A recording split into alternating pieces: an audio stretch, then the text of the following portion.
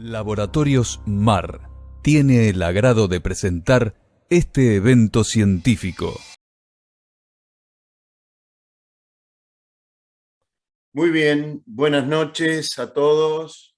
Bienvenidos a esta nueva jornada de Laboratorios MAR. Bueno, para todos nosotros es un placer recibirlos, es un honor y es muy importante en esta última jornada del año, esta última conexión después de muchos eventos realizados en este 2021.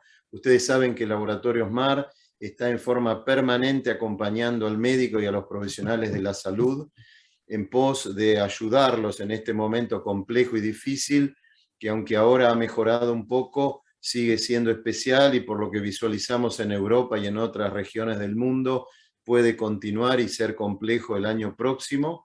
Por eso el laboratorio, a través de sus AIC, los agentes de información científica, está en forma permanente al lado del médico, del profesional de la salud, acompañando, brindando productos de alta calidad, permitiendo la llegada a los pacientes, a toda la comunidad, de medicamentos que dan solución, y por eso todos ellos y nosotros tratamos de brindar servicio, de acercar, como dijimos, productos de alta calidad y de permitirle al profesional médico y a otros profesionales de la salud tener una capacitación continua, algo que nos enorgullece y que es una constante y que seguirá siendo así en el futuro.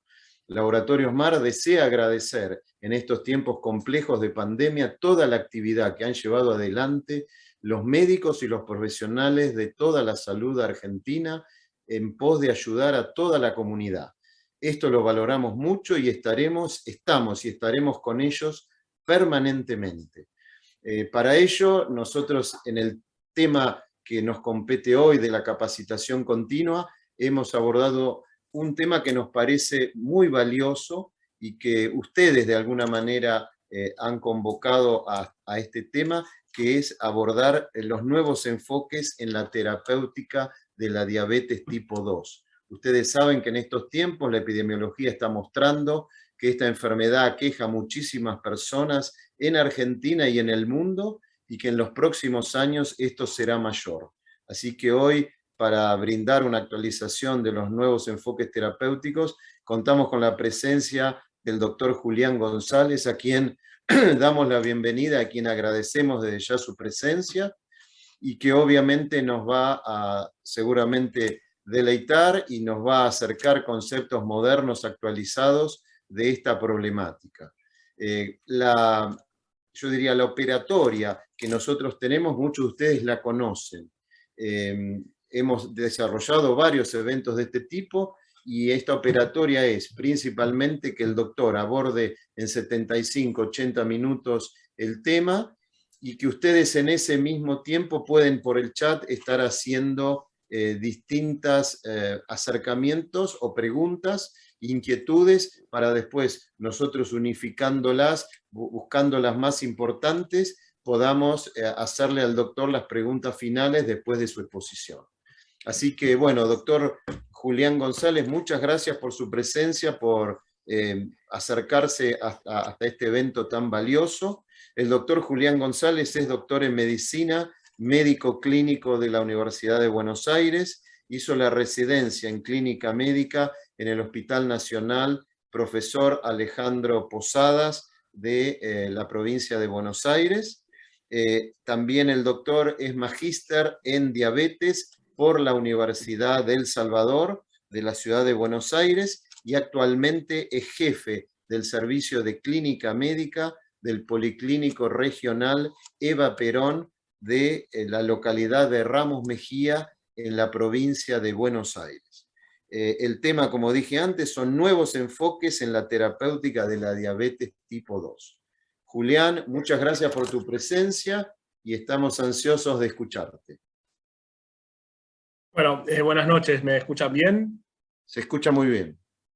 Bueno, antes que nada, agradecer al Laboratorio MAR por este privilegio de poder compartir con ustedes esta presentación que vamos a realizar. Básicamente, sobre lo que vamos a hablar hoy a la noche es la tendencia que se ha marcado en los últimos años, en en cuanto a los algoritmos terapéuticos, los algoritmos de la terapéutica farmacológica de la diabetes tipo 2.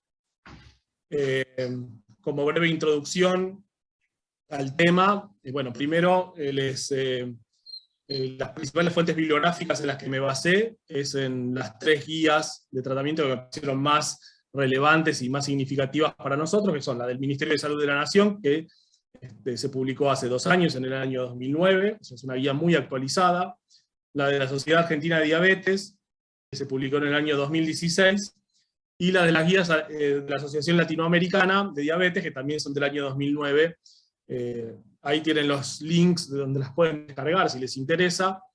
Pero bueno, sin demorarnos más en el tema, y como breve introducción, quiero mostrarles una diapositiva sobre epidemiología a nivel mundial. Este es un informe de la International Diabetes Federation, donde compara la prevalencia de la diabetes tipo 2 en 2013 y una predicción hacia el año 2035, donde lo que se puede observar es que los aumentos más importantes de la prevalencia en diabetes tipo 2, que siempre van de la mano de la epidemia de obesidad, se dan justamente en los países más pobres, contrariamente a lo que alguna gente opina o piensa o cree, que la diabetes y la obesidad son enfermedades de los ricos. No. La diabetes y la obesidad son también enfermedades de los pobres, no porque coman mucho, sino porque comen mal, generalmente con dietas con grandes excesos de carbohidratos y pobres en proteínas y otros micronutrientes. Como repaso breve, los criterios diagnósticos de diabetes en general, tanto la 1 como la 2, diferentes son los de diabetes gestacional. Recordemos que vamos a hacer diagnóstico de diabetes con 2 determinaciones en días diferentes de glucemia plasmática en ayunas, mayor, igual o mayor a 126 miligramos por decilitro. Un solo registro de glucemia al azar, mayor a 200, pero siempre acompañado de síntomas, es decir, poliuria, polidipsia, pérdida de peso, recordemos las 3P. Prueba de tolerancia oral a la glucosa, con determinaciones mayores a 200 miligramos por decilitro, 2 horas después de la ingestión de la solución de 75 gramos de glucosa, también en 2 determinaciones. Y el último criterio que se incorporó hace ya algunos años, que ya fue aceptado por la Organización Mundial de la Salud, es el de la hemoglobina glicosilada, con 2 determinaciones también mayores al 6,5%. Las guías del Ministerio en particular, y también un poco las guías de la Sociedad Argentina de Diabetes, recomiendo no usar demasiado este criterio, porque aquí en Argentina no tenemos métodos estandarizados generalmente de hemoglobina glicosilada. Muchas veces tenemos dificultad para el acceso, así que digamos, no es si bien el criterio ya está aceptado a nivel mundial, no es un criterio que en este momento el Ministerio de Salud esté recomendando. Bueno, a mí me gustó la idea que en algún momento algún profesor mío me dio de que el tratamiento de la diabetes tipo 2 es como una mesa, ¿no? Con 4 patas, entre las cuales vamos a tener, por supuesto, la alimentación saludable, que va a ser uno de los pilares fundamentales del tratamiento de la diabetes, tanto la 1 como la 2, la actividad física, lo que llamamos la educación diabetológica, y los fármacos. Si yo puse los fármacos ahí medio como para atrás, porque en realidad siempre los cambios en el estilo de vida son el paso más importante y el primero, y que es insustituible. No es que con los fármacos podamos sustituir la alimentación saludable y la actividad física. Pero en realidad las 4 patas son igualmente importantes. Cualquiera de las 4 patas que nos falte, la mesa se cae. Bueno, ¿qué ponemos sobre la tabla de la mesa? Por supuesto el control de la glucemia, que es un poco todavía el objetivo preponderante en el tratamiento de la diabetes tipo 2, pero en los últimos años cada vez más toma cada vez más protagonismo el tratamiento de la diabetes tipo 2, es el control del riesgo cardiovascular, porque fundamentalmente los pacientes con diabetes tipo 2 se mueren de enfermedad cardiovascular, seguida por las enfermedades oncológicas. Y justamente sobre el control del riesgo cardiovascular es que vienen los nuevos, lo que llamamos los nuevos enfoques, que es lo que vamos a ver con detalle en un ratito. Simplemente para refrescar, objetivos glucémicos del tratamiento de la diabetes tipo 2, bueno, las 3 guías que mencioné, la del Ministerio de Salud, la de la Sociedad Argentina de Diabetes y la de la Asociación Latinoamericana, proponen que en general, como objetivo terapéutico, nos vamos a plantear una hemoglobina glicosilada menor del 7%.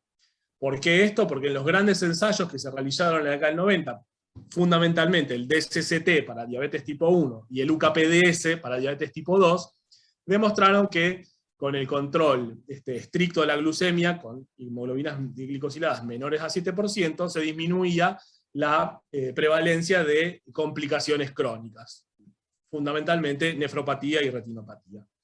Después, bueno, cada guía se propone algunos objetivos especiales, digamos, por ejemplo, en la guía del Ministerio dice, los pacientes con una diabetes de relativamente reciente comienzo, con una buena expectativa de vida, uno debería tratar de ser más estricto en los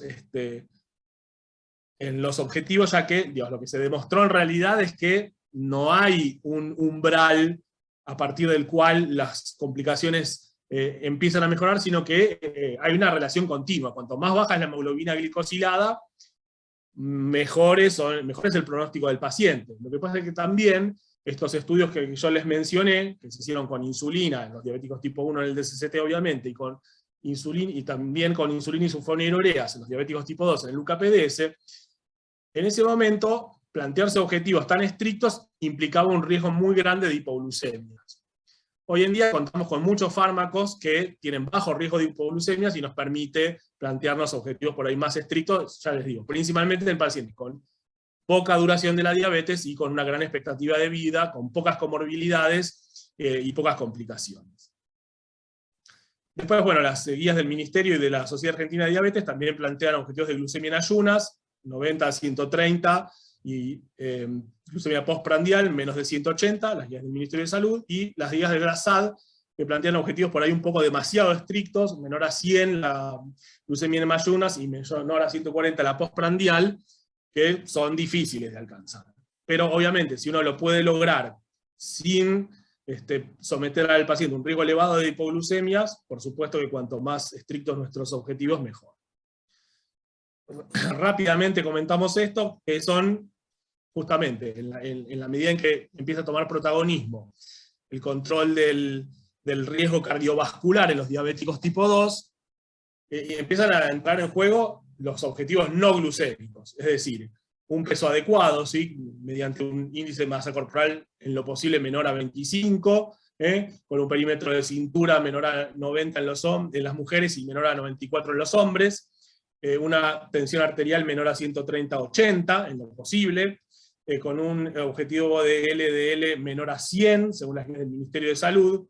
Las guías de la LAD proponen para los pacientes en general menos de 100, si el paciente ya tuvo algún evento cardiovascular menor a 70, y si el paciente es considerado de muy alto riesgo, acorde a las estratificaciones de riesgo cardiovascular que se utilicen, objetivos de menor a 55 que también son muy difíciles de alcanzar, incluso con estatinas a altas dosis.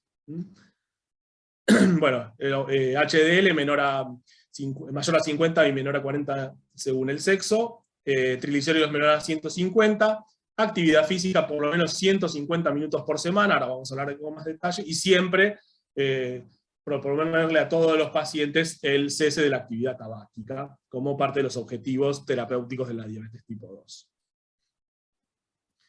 Bueno, hay pacientes en los que por ahí uno sí se va a plantear objetivos más flexibles, que son obviamente los pacientes que ya tengan o la enfermedad muy avanzada, o que tengan ya complicaciones avanzadas, si ya tienen una enfermedad renal o una retinopatía muy avanzada, si son los pacientes frágiles, demasiado dependientes, uno puede plantearse objetivos de hemoglobinas menores a 8, y en pacientes que generalmente ya están en etapa terminal, con una expectativa de vida muy reducida, menores a 8,5, que lo que nos garantizan es mantener al paciente alejado de las posibles complicaciones agudas, es decir, la cetoacidosis, el estado hiperosmolar fundamentalmente.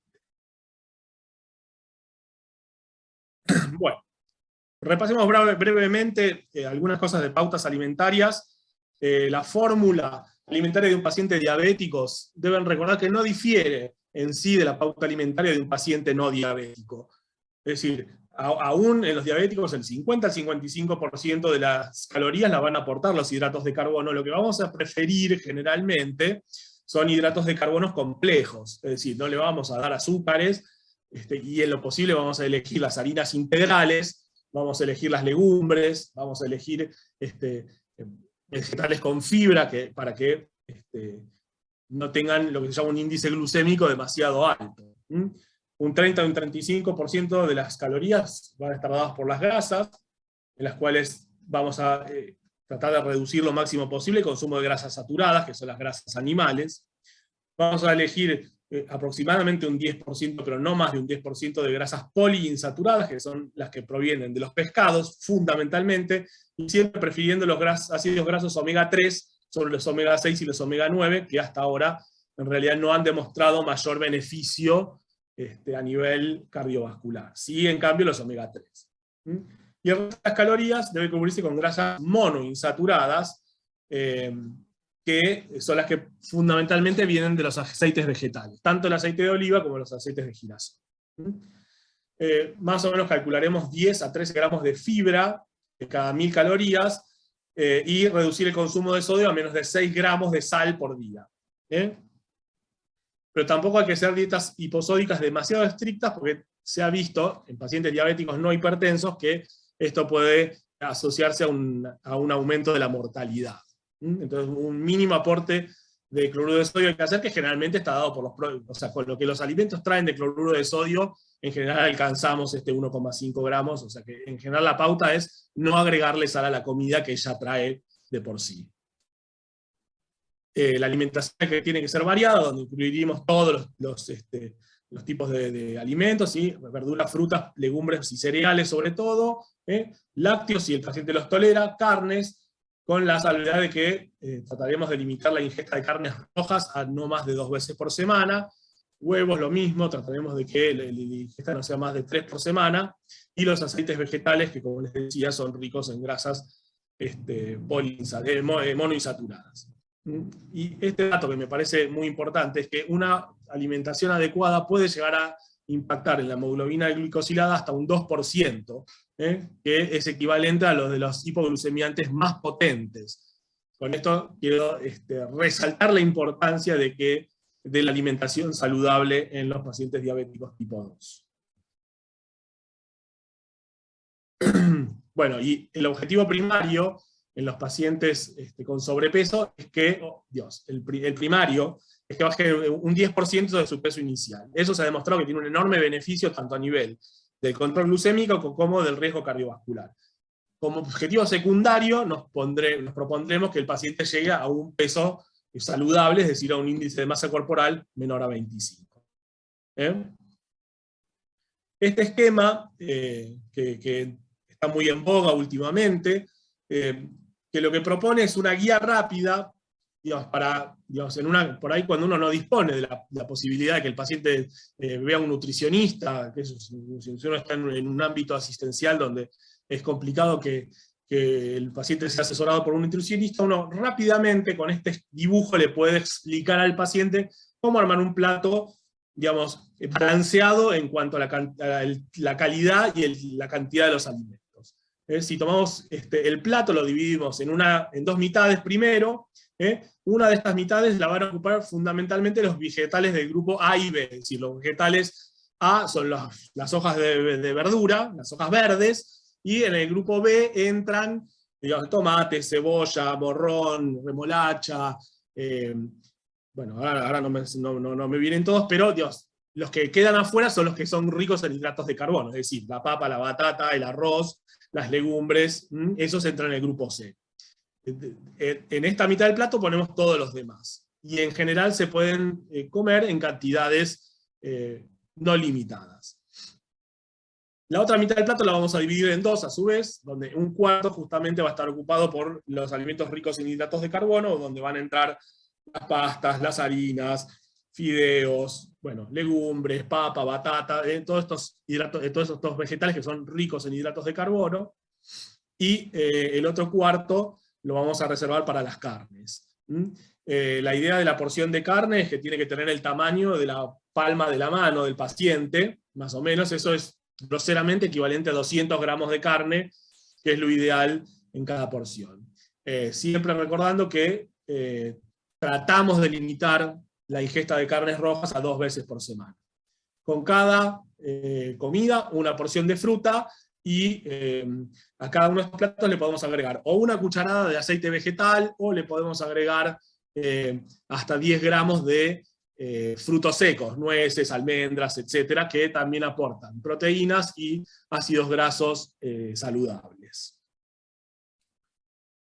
Otra idea interesante es lo que llama el ministerio, esto está en las guías del ministerio, el semáforo de la comida. Dios, no voy a entrar en detalles, si quieren tomar capturas de pantalla para tenerlo, y si no, lo pueden buscar en las guías del ministerio.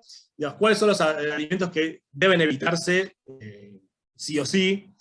¿Cuáles son los alimentos que se pueden comer con precaución y cuáles son los de libre consumo? Obviamente hay cosas que son obvias, ¿no? O sea, los vegetales tipo A y B, dijimos que son los de libre consumo, los líquidos, los jugos, los jugos siempre jugos naturales y sin azúcar agregada, ¿no? Las infusiones se pueden tomar libremente, siempre que no les agreguemos azúcar, por supuesto. Condimentos, eso se puede comer libremente.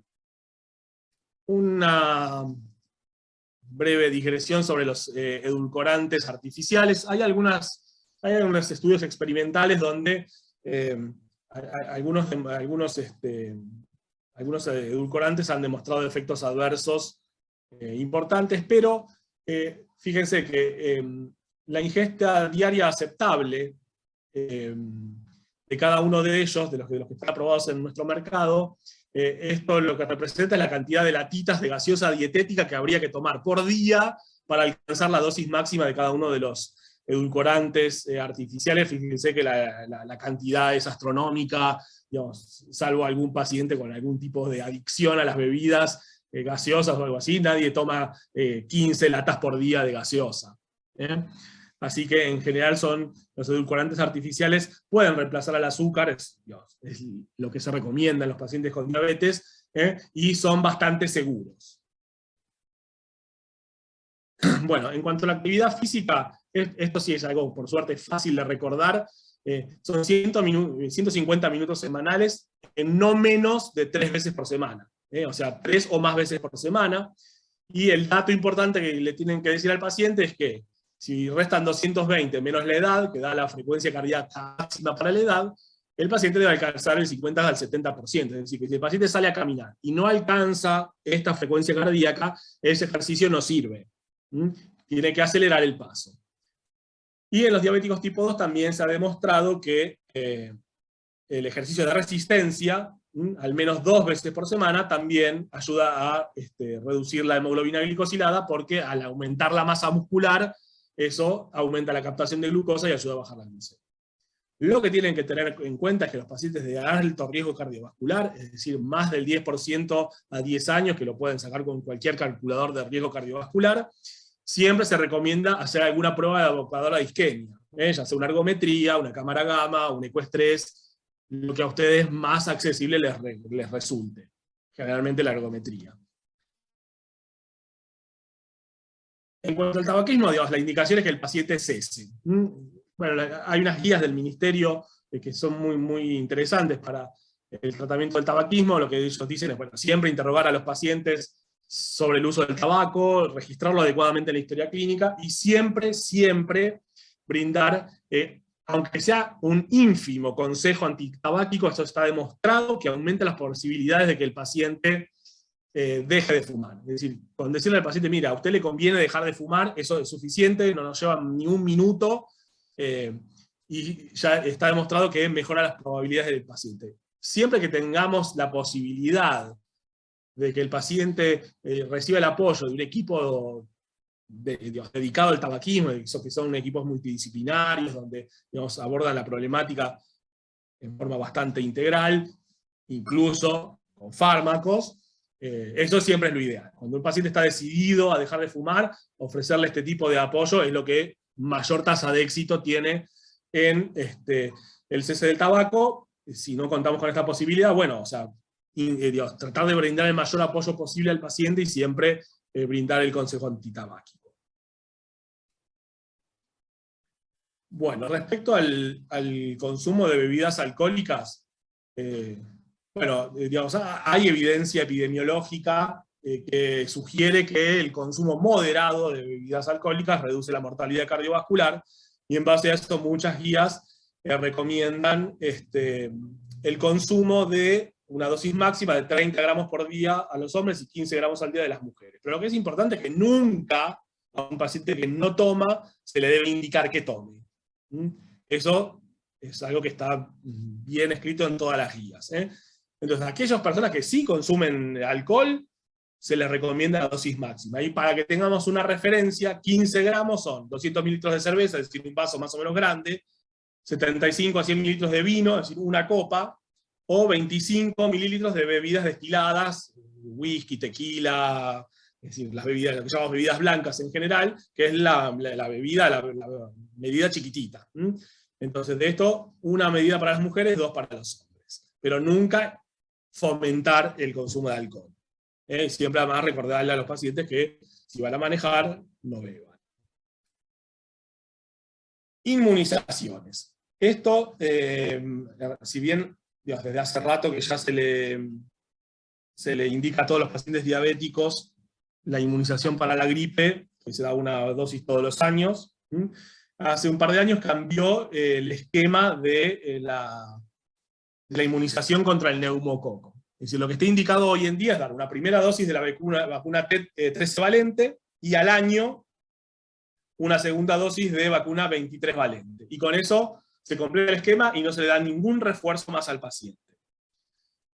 Si el paciente ya recibió la 13 valente hace más de un año, hay que repetirla, y al año la 23 valente. Y si el paciente ya recibió una dosis de 23 valente, con un intervalo de 5 años, se le da un segundo refuerzo de 23 valente, para también completar el esquema. Si les queda alguna duda con esto, lo ponen así, lo aclaramos bien al final. Y bueno, todavía no hay un esquema de inmunización oficial contra el coronavirus, estamos en el medio del aprendizaje de cómo va a ser vivir con esta enfermedad, pero digamos, sea el que sea el esquema que esté vigente, obviamente los pacientes con diabetes son los que tienen prioridad, o sea, son uno de los grupos prioritarios para recibir inmunización contra el SARS-CoV-2. Y por supuesto los pacientes tienen que tener al día el esquema oficial, ¿no? Es decir, no nos olvidemos que los adultos hay que darle cada 10 años la doble de adultos. La educación diabetológica, que ya sería nuestra tercer pata, debe, en lo posible, brindarse en forma institucional, y en lo posible debe brindarse en forma estructurada. Es decir, lo que está recomendado son programas estructurados con contenidos, objetivos terapéuticos, que son más o menos los que están aquí enumerados. Se recomienda una duración de 10 a 12 horas anuales. Se recomienda, muy enfáticamente, todas las guías recomiendan la modalidad de taller participativo, es decir, que el paciente no se siente a escuchar a un profesional de la salud, cualquiera sea, a hablar, sino que, digamos, lo que se privilegia es que, de acuerdo a la temática que se aborda en el día, lo que se privilegia es que los pacientes puedan contar sus experiencias con ese tema, sea el que sea, que puedan compartir sus experiencias entre ellos, y que el profesional de la salud que esté a cargo del taller sea un moderador, donde, por ejemplo, si retruque ciertos mitos para evitar los miedos y justamente las conductas por ahí no muy racionales. Y bueno, vamos a entrar, ahora sí, en el último tramo, en la cuarta pata, que es el manejo farmacológico, que es lo que ha sufrido, digamos, más las grandes modificaciones en los últimos años. Yo supongo que ya a esta altura todos ustedes habrán oído, aunque sea nombrar en algún momento, las tres grandes nuevas familias de fármacos antidiabéticos, que son los inhibidores de la dipeptidasa 4, los agonistas del receptor de GLP-1 y los inhibidores del transporte sodio-glucosa tipo 2. Bueno, si no lo llegaron a nombrar hasta ahora, esos son los tres últimos grupos de fármacos que están, digamos, que se han consolidado en los últimos 10 años para el tratamiento de la diabetes tipo 2, y en base al uso y las evidencias clínicas que tenemos sobre estos fármacos es que se han reformulado los algoritmos de tratamiento de la diabetes tipo 2. Lo que no ha cambiado, digamos, es el inicio del algoritmo, que es, digamos, a todos los pacientes, por supuesto, como dijimos al principio, plan alimentario, actividad física y educación diabetológica. Las guías cambian mucho en la opinión acerca de si iniciar de entrada el tratamiento con metformina o iniciar con las tres primeras patas, digamos, y esperar. Generalmente las guías del norte, fundamentalmente las americanas y las europeas, recomiendan tratar directamente con metformina a los pacientes. Las guías locales, las guías latinoamericana y la del ministerio recomiendan no empezar con metformina de entrada, a menos que la hemoglobina glicosilada basal del paciente sea mayor a 7,5. Si es menor a 7,5, lo que recomiendan es recomendar un buen plan alimentario, actividad física y educación diabetológica, y a los 3 a 6 meses ver si el paciente alcanza una hemoglobina glicosilada menor a 7 sin iniciar tratamiento farmacológico. Si esto no se logra, o si la basal es de más de 7,5, iniciar la metformina. Ahora vamos a hablar un poquito de ello. Si no alcanzan los objetivos con la metformina, agregar alguna de estas tres familias de drogas, donde estarían los secretagos, que son las drogas más clásicas, las sulfonilureas, y las meglitinidas. Otra opción son las tiazolidinedionas, de las cuales la única que queda en el mercado es la pioglitazona, y esta nueva familia, que son los inhibidores de la DPP4, de los cuales ahora vamos a hablar un poco más detenidamente, para que las conozcan un poco más. Y bueno, si con metformina y la segunda droga no se alcanzan los objetivos terapéuticos, agregar una tercera droga oral, que obviamente no se repita con lo que ya viene recibiendo el paciente. Si toma secretagos, agregarle o tiazolidinedionas o inhibidores de la DPP4. Si toma tiazolidinedionas, agregarle secretagos o inhibidores, y si toma inhibidores, agregarle tiazolidinedionas o secretagos. Esto hace no muchos años, en realidad, acá todas las guías ya directamente ponían la insulina. Esto de agregar un tercer fármaco oral es algo que empezó a usarse en los últimos 6 años, diría, no antes. Pero la gran novedad, en realidad, es que cuando si el paciente que teníamos con metformina como primera droga ya tiene enfermedad cardiovascular o renal instalada, vamos a pasar, en lugar de a estas drogas, a dos de las familias nuevas también, que son los agonistas GLP-1 o los inhibidores de SGLT2.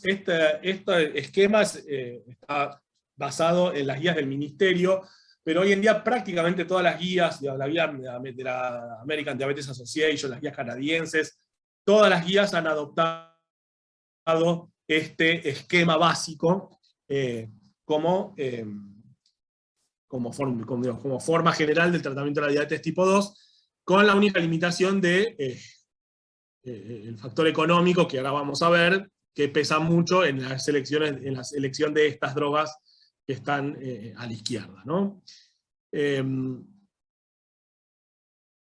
Bueno, de la metformina, es una droga con la que seguramente muchos de ustedes estén ya familiarizados, pero les quiero recordar 3 o 4 cositas. Uno, que siempre debemos iniciar la metformina a dosis bajas y aumentar progresivamente la dosis. Podemos iniciar con 500 miligramos en la cena, e ir aumentando de a 500 miligramos por semana si el paciente la tolera bien, hasta alcanzar la dosis de 2000 o 2500 miligramos. La metformina es una de las drogas más potentes que disponemos hoy en el mercado, solamente después de la sulfonilurea son más potentes de la metformina, que pueden tener una efectividad máxima de hasta un 2%, hasta 2 puntos porcentuales de la hemoglobina glicosilada. Deben recordar que está contraindicada en pacientes con clearance de creatinina menor a 30, y en pacientes con insuficiencia hepática. En esos pacientes no debemos administrar metformina. Tiene efectos cardioprotectores demostrados principalmente en el UKPDS, y en muchos otros estudios retrospectivos la metformina ha disminuido la incidencia de infarto agudo del miocardio, disminuye la mortalidad cardiovascular y disminuye las internaciones por insuficiencia cardíaca. Es decir, la insuficiencia cardíaca crónica y compensada no es más una contraindicación para la metformina. Y debemos recordar que los principales efectos adversos de la metformina son los gastrointestinales, que son los que más limitan la aceptación de la droga por los pacientes. Generalmente, si uno es paciente y trabaja con esto, cuando el paciente presenta efectos adversos, disminuye la dosis, espera un tiempo, vuelve a intentar aumentarlas. Los pacientes de a poco la van tolerando la droga, y solo un 5% en la mayor parte de los trabajos son absolutamente intolerantes a la metformina. Solo un 5% de los pacientes.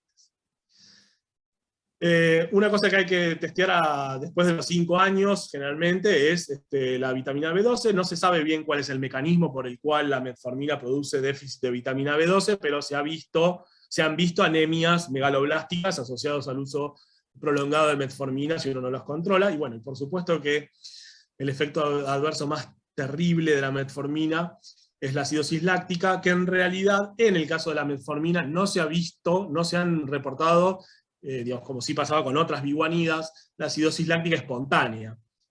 Solo ocurre acidosis láctica en los pacientes que tienen factores de riesgo, principalmente la insuficiencia renal y la insuficiencia hepática, por eso que están contraindicados en esos pacientes. Y tampoco se debe usar en los pacientes con intercurrencias agudas de la insuficiencia cardíaca y con pacientes con insuficiencia respiratoria.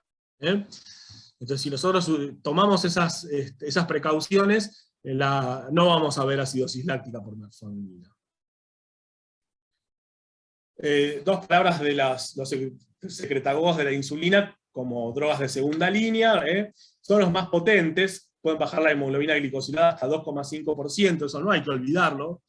Digamos, hoy en día los laboratorios que promueven las drogas nuevas obviamente están tratando de correr a las sulfonilureas a un costado, pero no debemos olvidar que bien utilizadas son drogas muy efectivas. La glibenclamida, hoy en día, el viejo euglucón ya se dejó de recomendar por el riesgo elevado de hipoglucemias.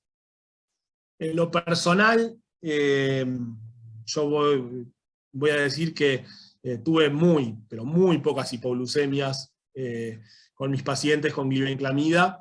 Si uno usa la droga con cuidado, recuerda que no se debe utilizar en pacientes con clearance menor a 60. Si uno usa la droga con cuidado, en vez de prescribe dosis bajas de inicio y va titulando las dosis, es poco frecuente ver hipoglucemias con la glibenclamida, y con las otras sulfonilureas mucho menos. Al igual que con al igual que, como decía, con la metformina, si la usamos bien no vamos a ver acidosis láctica. Si las sulfonilureas las usamos bien, no vamos a ver hipoglucemias. De las meglitinidas, la única que se comercializa en Argentina es la repaglinida. Es una droga a la cual no se le dio demasiada importancia, lamentablemente, porque, digamos, tiene el mismo mecanismo de acción que las sulfonilureas, pero tiene la ventaja de que tiene un inicio de acción más rápido y una duración de acción mucho más breve, lo cual las hace ideales para el tratamiento de la hiperglucemia postprandial. En general, digamos, la capacidad de bajar la hemoglobina glicosilada es mucho menor que las sulfonilureas, entre 1,1 y 1,5%, pero tienen menos riesgo de hipoglucemia. Y en realidad lo que uno de los principales efectos adversos indeseables de las sulfonilureas es que producen aumento de peso, lo cual en los pacientes de diabetes tipo 2 obviamente no es un efecto que querramos tener, ¿no? Bueno, respecto a las tiazolidinedionas, algunos de ustedes recordarán la rosiglitazona, que fue una droga que en su momento tuvo muchísimo uso y muchísima resonancia. Bueno, después se demostró que aumentaba el riesgo de infartos de miocardio, en un estudio polémico. Pero bueno, a partir de eso la rosiglitazona prácticamente desapareció. En Argentina se sigue comercializando, pero creo que no la debe prescribir nadie ya. La pioglitazona, que es la única tiazolidinediona que las guías recomiendan, es una droga que se usó muy poco siempre, así que hoy en día las tiazolidinedionas prácticamente no se usan. Recordemos igual que si la vamos a usar, tienen algunas cosas no despreciables, como efectos beneficiosos sobre el perfil lipídico, disminuyen los marcadores de inflamación, pero tienen un par de efectos adversos que también debemos recordar. Producen retención hidrosalina, por lo cual están contraindicados en la insuficiencia cardíaca, producen disminución de la densidad ósea, por lo cual están contraindicados en la osteoporosis, no se puede utilizar en el embarazo, y tampoco se deben utilizar en pacientes con clearance de creatinina menor a 45. Bien. Ahora vamos un poco a una de las familias nuevas, que son los inhibidores de la dipeptidilpeptidasa 4. Las dipeptidilpeptidasas son una familia de enzimas, y como el nombre lo dice, son peptidasas, es decir, cortan péptidos. Son una familia extensa, hay 9 isoformas de dipeptidilpeptidasa, que inicialmente estaban muy asociados a las funciones inmunológicas. De hecho, la DPP4 se la conoce como CD26 también, y se conocen algunas funciones inmunológicas de la enzima, que en realidad no están tan ligadas a su actividad enzimática, sino que también funcionan como receptores. No vamos a entrar en eso, porque no es la idea. En el caso del metabolismo de la glucosa y de la diabetes, ¿por qué es importante la DPP4? Porque la DPP4 es la enzima que degrada a 2 hormonas, que son el GLP-1 y el HIP, que son las que se llaman hormonas incretinas, que ahora vamos a ver en un ratito. Y la DPP4 lo que hace es degradar esas hormonas, que tienen efectos beneficiosos en el control de la glucemia. Entonces, al inhibir la DPP4, aumentamos la vida media de estas hormonas, la GLP-1 y el HIP, y eso trae efectos beneficiosos como a nivel de las células beta, lo que se ha demostrado es que potencian la secreción de insulina, pero a diferencia de las sulfonilureas, solo promueven la secreción de insulina en condiciones de hiperglucemia. Es decir, que cuando la glucemia está baja, no aumenta la secreción de insulina, y eso hace que no tengan tanto riesgo de hipoglucemias. Disminuyen también la secreción de glucagón, y en estudios experimentales se demostró que aumenta la proliferación de células beta, la diferenciación, y disminuye la apoptosis. Esto con los inhibidores de la DPP4 no se vio tanto, sí se vio con las drogas agonistas de los receptores, que ahora vamos a ver. Bueno, estos efectos a lo que conducen es a un aumento de la captación de glucosa por el músculo y el tejido adiposo, y a una disminución, sobre todo, a una disminución de la gluconeogénesis y de la glucogenolisis. Después, otros efectos que se han visto es que producen disminución del apetito, con la consecuente pérdida de peso, mejoran la función miocárdica y mejoran la función endotelial. Estos son todos efectos relativamente, que se han demostrado más que nada en estudios experimentales. Bueno, las drogas que tenemos en el mercado son estas 5, en realidad hay una nueva que se incorporó hace poco, que es la evogliptina. Pero, digamos, si ven los costos de estas drogas, son costos no menores, ¿no? Comparados con algunas sulfonilureas que por menos de 1.000 pesos por mes, o con la metformina que por poco más de 1.000 pesos por mes podemos tener el tratamiento de un mes entero. Esta es la dosis con la que se usan las drogas. Los nombres son estos: Saxa, Cita, Lina, Vilda, Teneli, y todas terminan en gliptina. Y aquí menciona que la Saxa y la Cita se deben disminuir las dosis a un 50% con clíneas menores a 60, mientras que la Lina, la Vilda y la Tene no necesitan ajustes de dosis. Esto es muy bueno. O sea, sí, es muy bueno. Y ha resultado muy práctico, y por eso estas drogas son tienen mucho uso en pacientes con enfermedad renal terminal.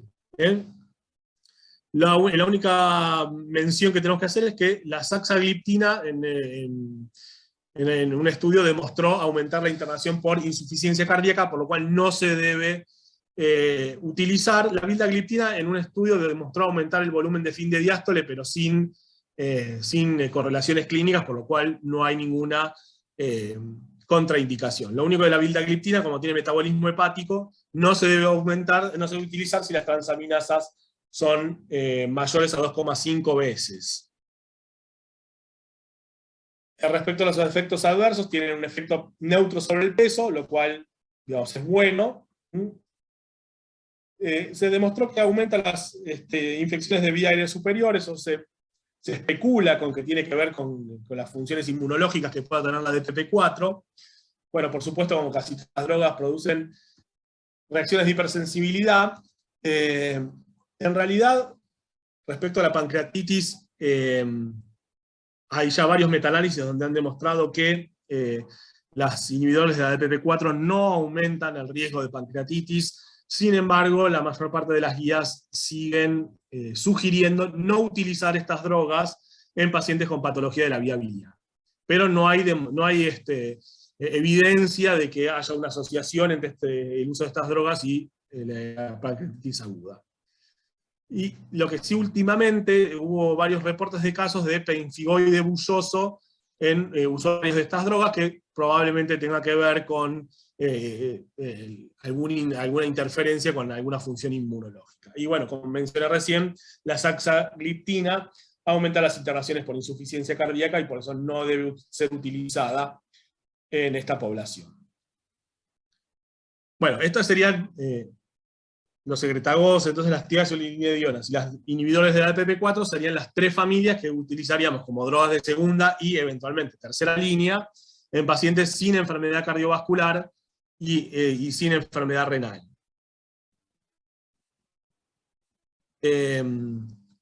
Una cosa importante que en realidad esta diapositiva tendría que por ahí haber estado antes, es que siempre los controles de la glucemia los vamos a hacer cada 3 meses por la vida media de la hemoglobina, porque en realidad es la vida media de los hematíes, que se da alrededor de 120 días. Entonces, para que los cambios impacten en la hemoglobina glicosilada, uno debe aguardar aproximadamente 3 meses para hacer los controles. La metformina, recordemos que tarda 2 meses en hacer su efecto máximo. Muchas drogas hipoglucemiantes tardan así 2 meses en reflejar su efecto máximo, justamente por eso, por lo que tarda la hemoglobina glicosilada en reciclarse. La hemoglobina en reciclarse, y por lo tanto en impactar sobre la hemoglobina glicosilada. Recordar que en los pacientes con anemia, insuficiencia renal crónica y embarazo, principalmente, y vamos a ver que otras condiciones, la hemoglobina glicosilada puede no reflejar adecuadamente el control glucémico, y por lo tanto se recomienda, en la medida de que esté disponible, utilizar la fructosamina o el automonitoreo glucémico. El problema con la fructosamina es que, si bien se sabe cuáles son los valores normales, no hay estudios clínicos que la validen como referencia del control glucémico. Es decir, no hay estudios que hayan demostrado que los valores de fructosamina se correlacionen con disminución de las complicaciones, con riesgo cardiovascular, etcétera, etcétera. Por eso hasta ahora se sigue usando la hemoglobina glicosilada, que sí está bien validada. Bueno, entonces llegamos a esta rama novedosa, digamos, del algoritmo, que son los pacientes que tienen enfermedad cardiovascular o renal. Es decir, pacientes que ya tuvieron o un infarto o un accidente cerebrovascular, o tienen enfermedad carotídea, tienen enfermedad de la aorta o enfermedad vascular periférica, que los diabéticos tienen mucha. Entonces,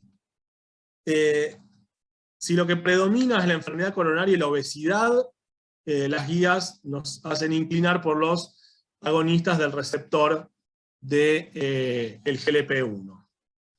En cambio, bueno, las drogas que tenemos disponibles en este momento son el exenatide, el liraglutide, el dulaglutide y el semaglutide. También tenemos el lixisenatide de esta familia, pero el lixisenatide solo se comercializa en asociación fija con insulina, por eso no lo voy a nombrar hoy, porque no lo podemos usar como una droga, como droga sola. Si lo que predomina es la insuficiencia cardíaca y la enfermedad renal, vamos a utilizar los inhibidores del transportador sodio-glucosa tipo 2. Las drogas que tenemos disponibles son la empagliflozina, la canagliflozina y la dapagliflozina. Todos nombres muy graciosos.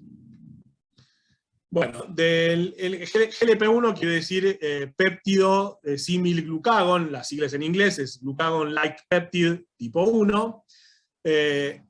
Justamente el GLP-1 se sintetiza del mismo gen que el glucagon, aunque sus efectos son opuestos. Bueno, esta diapo está medio repetida, pero básicamente es repasar los efectos. Todo lo que es aumento de la proliferación de células beta y disminución de la apoptosis está bien demostrado con este grupo de fármacos. El grupo de fármacos tiene mucho más efecto sobre el apetito, y ha demostrado una pérdida de peso de un promedio de 1,5 kilos. De hecho, una de las drogas de esta familia, que es el liraglutide, está aprobado para el tratamiento de la obesidad en pacientes no diabéticos. Lo demás, bueno, ya más o menos lo mencionamos antes. Estas drogas pueden disminuir la glicosilada entre un 1 y un 1,5%, pero van a ver ahora que es la familia de fármacos más costosas. ¿Por qué? Porque estas drogas son inyectables, no son orales.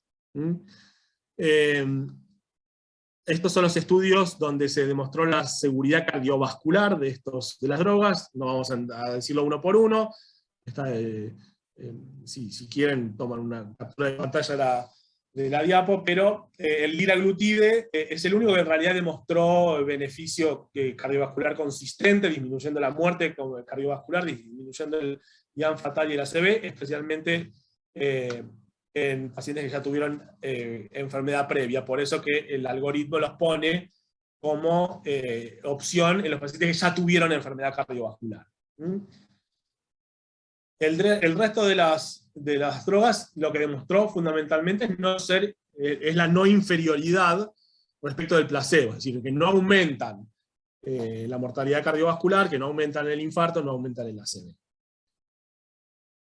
Bueno, como les mencionaba, son drogas con un costo muy elevado. El exenatide, que es la más barata, sale 14.000 pesos, el semaglutide, que es el más caro, sale 41.000 pesos. La ventaja que tienen el dulaglutide y el semaglutide es que se administran semanalmente, con lo cual la droga dura, la lapicera dura mucho más. Todas estas drogas vienen en lapiceras, no vienen en viales para cargar, por eso lo elevado del costo. No deben utilizarse en insuficiencia renal avanzada. En realidad no han demostrado aumentar los efectos adversos, pero no está recomendado su uso. Estas son las dosis. El exenatide es el único que hay que usar 2 veces por día, el liraglutide se da una sola vez por día, generalmente al mediodía. Y bueno, como dijimos, el dula y el sema se pueden dar una vez por semana.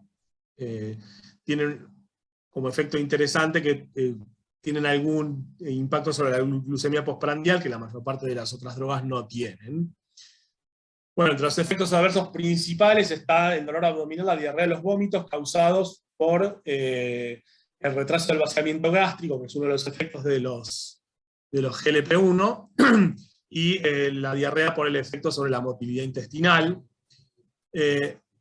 Con la pancreatitis pasa exactamente lo mismo que con los inhibidores de ADPP4. En realidad los metaanálisis no han demostrado una asociación entre el uso de este tipo de drogas y la aparición de pancreatitis aguda. Sin embargo, no se las recomienda en pacientes con antecedentes de pancreatitis o enfermedad biliar.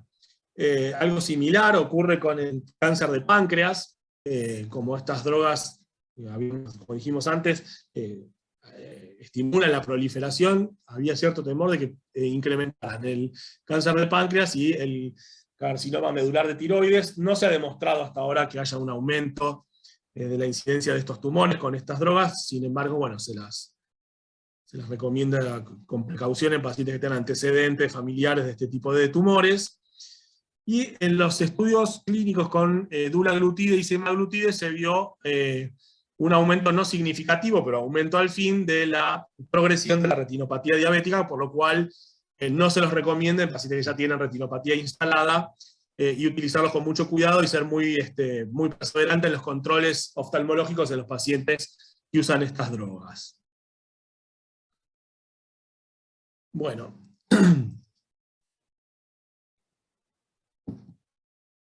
El otro grupo de las nuevas drogas, que son los inhibidores del transportador de glucosa, de sodio-glucosa, tipo 2. Este transportador se encuentra en los dos primeros segmentos del túbulo contorneado proximal de la nefrona, y lo que hace es reabsorber la glucosa filtrada. Todos recordarán este vacío, aunque sea vagamente, que existía un umbral de glucosuria cuando la glucemia superaba los 180 miligramos por decilitro. Se saturaba la capacidad de este transportador para recaptar la glucosa, y ahí empezaba el paciente a tener glucosuria. En los diabéticos tipo 2 lo que se vio es que este umbral está elevado, es decir, se necesita aún mayor hiperglucemia para que el paciente tenga glucosuria, que está elevado aproximadamente a 220 miligramos por decilitro. Es decir, que el paciente diabético tipo 2, además de que tiene hiperglucemia, reabsorbe más glucosa que los pacientes no diabéticos. Entonces, bueno, la idea de estas drogas surgió primero de este concepto de que los diabéticos tipo 2 reabsorben más glucosa, y además de una entidad muy poco frecuente, que es la glucosuria familiar hereditaria, donde los pacientes tienen una mutación de SGLT2 y no funciona. Los pacientes tienen glucosuria sin tener nunca hiperglucemia, y lo que se vio es que a largo plazo no produce ningún trastorno en la función renal inhibir estos transportadores.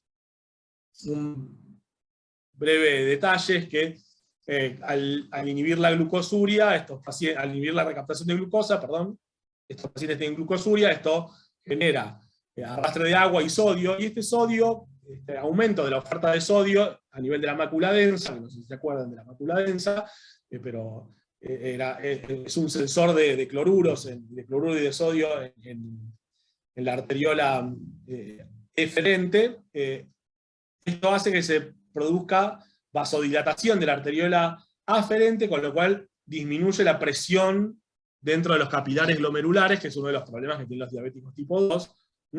Esto disminuye la tasa de filtración y disminuye la proteinuria.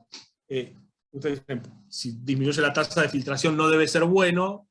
Recuerden que la etapa 1 de la nefropatía diabética justamente es con hiperfiltración, y esta hiperfiltración es lo que genera daño a nivel renal.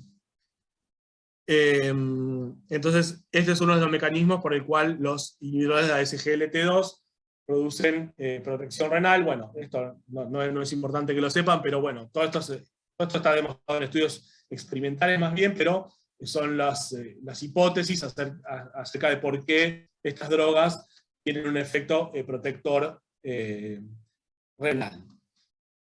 Bueno, entre los efectos deseables, estas drogas también producen pérdida de peso, porque el paciente pierde calorías a través de la glucosa que se va en la orina.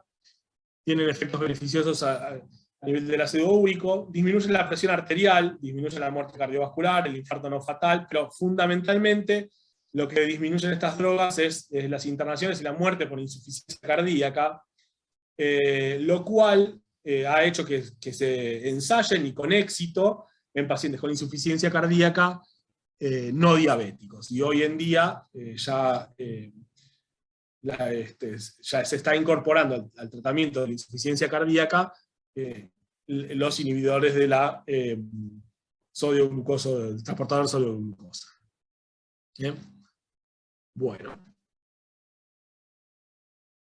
Estas son las 3 drogas, también son drogas costosas, como les decía. Estas son las drogas a las que se debe utilizar. El tema con el clearance de creatinina es que estas drogas, para funcionar, tienen que filtrarse, porque el transportador sodio-glucosa está en la membrana luminal de las células. Entonces, cuando el clearance de creatinina baja, estas drogas pierden efectividad. No es que se vuelvan tóxicas, no es que tengan efectos adversos, pero sí pierden absolutamente su efectividad. Por eso no se las recomienda en insuficiencia renal avanzada. Se las recomienda en los primeros estadios, que es cuando tienen su efecto protector.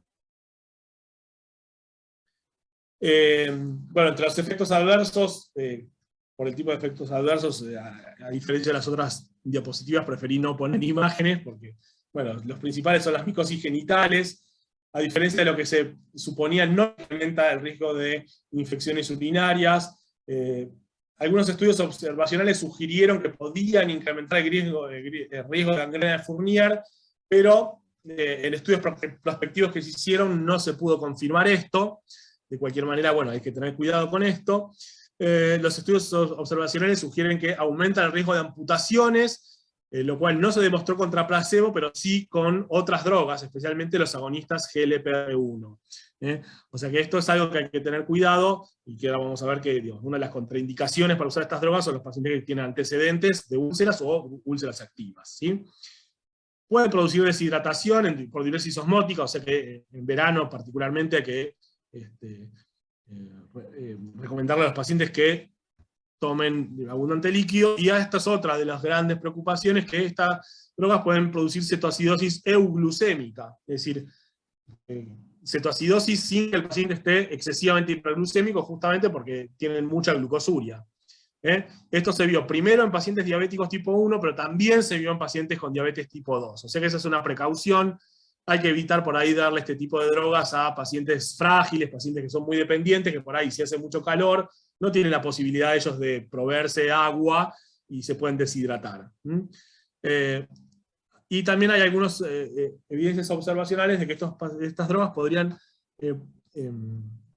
aumentar el riesgo de fracturas óseas, por lo que, digamos, las contraindicaciones con riesgo intermedio, serían relativas, serían los pacientes con enfermedad vascular de miembros inferiores, los que ya tengan antecedentes de una úlcera curada, los pacientes frágiles siempre, porque esto aumentaría el riesgo de amputaciones, pacientes con osteoporosis o frágiles también, antecedentes de fracturas, por ahí usarlas con cuidado, pacientes con dieta cetogénica, que los diabéticos no deberían hacer dieta cetogénica, pacientes con corticoides altas dosis, que tengan una hemoglobina glicosilada muy elevada, o que sean muy delgados, tampoco debe utilizar mucho estas drogas por el riesgo de cetoacidosis. Y contraindicación absoluta, por supuesto, los pacientes que tengan antecedentes de una amputación o que tengan una úlcera activa, no debemos dar estas drogas a esos pacientes, que tengan antecedentes de cetoacidosis, que desde el diagnóstico hayan progresado a la insulinoterapia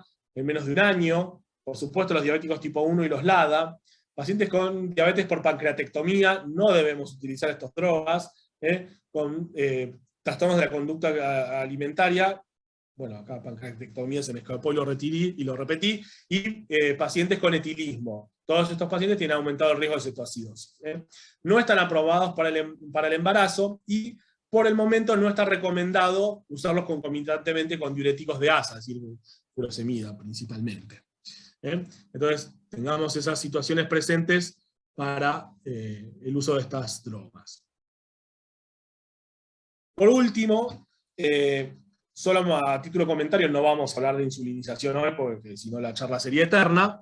Debemos recordar que los pacientes que tienen hiperglucemia sintomática, es decir, que tienen poliuria, polidipsia y pérdida de peso, la recomendación es, bueno, por supuesto, de iniciar plan alimentario, actividad física, educación diabetológica, metformina, ponerles insulina.